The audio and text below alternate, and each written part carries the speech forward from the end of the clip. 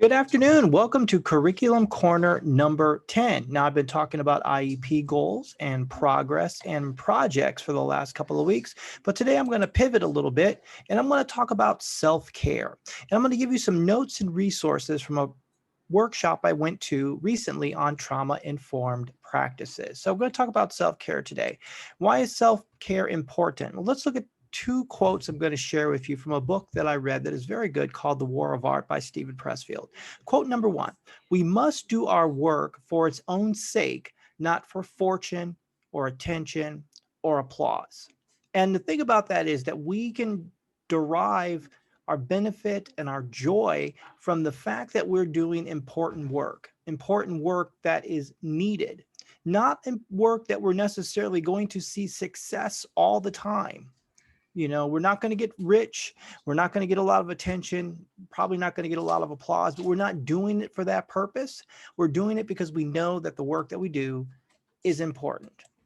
So, next quote from the same book, it is better to be in the arena getting stomped by the bull than to be up in the stands or out in the parking lot. Now, the great thing about that quote is that I think we're all in the arena and we're definitely getting stomped by the bull. And it's better to be getting stomped by the bull because somebody is trying to prevent the bull from stomping somebody else. And we are that person. We are that people. We are helping our students. We're doing important work. We're being with them in a very difficult time. Now, unfortunately, we're getting stomped. So when we're getting stomped, even though it is better to be out there putting in the work than sitting in the stands and not doing anything and being indifferent, the stomping does take an effect on us. So let's take a look at some resources that I want to share with you. I'm going to include these on the email, some self-care resources. The first thing I want to look at here is a little study that you can do on yourself, a little quiz, and it's talking about compassion satisfaction and compassion fatigue. Now, we are in a profession, we provide care. We provide care to people in crisis. Like Eric always says, we're the emergency room of education. And the great thing about our job is when things are going really well, we can experience compassion satisfaction, that we know when we send that student back to district, when we watch that student graduate, we get satisfaction from the compassion that we're offering, because we know that throughout our students' careers, they may not have been met with compassion throughout their time. Now, compassion fatigue on the other side is we're pouring ourselves out every single day for our students, and we're continuing to hear about hard and challenging things that our students are going through.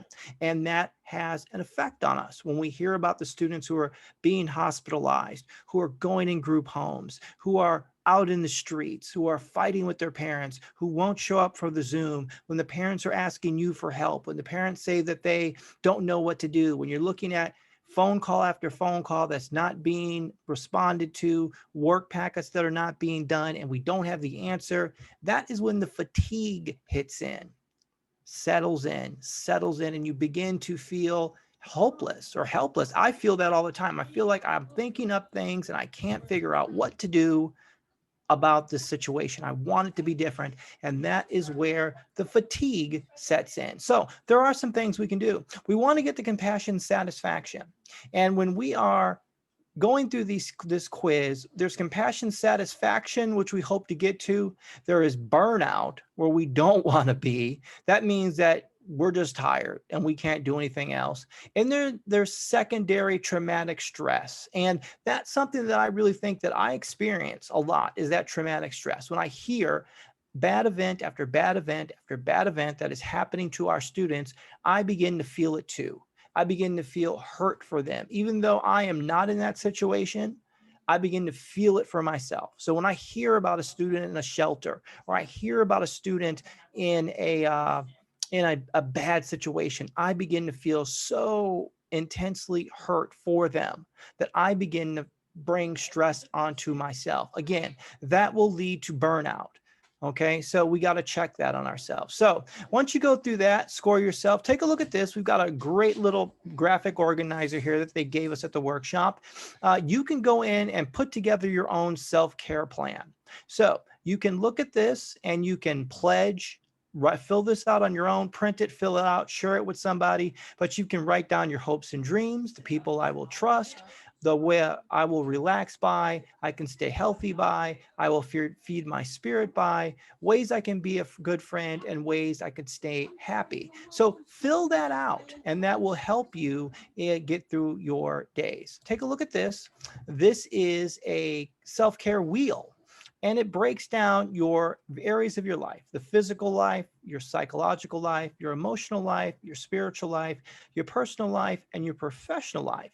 And it gives some recommendations that you can use possibly to help you if you need something to do over here on your self-care plan that you put together for yourself. So go ahead and look at that. We also have from the workshop I'm going to send you is this, the California Surgeon General's playbook on stress relief for caregivers and educators during COVID-19. Feel free to share this with your parents, and feel free to use this yourself because you are a caregiver and you need to take care of yourself. So with that being said, I want you to go out, take care of yourself. We don't want to have compassion fatigue. We don't want to have burnout. We want to find the joy in being able to help others. We are doing work that is important, and we need to get the joy from the fact that we show up each day for our students, for our families. And that's important in and of itself,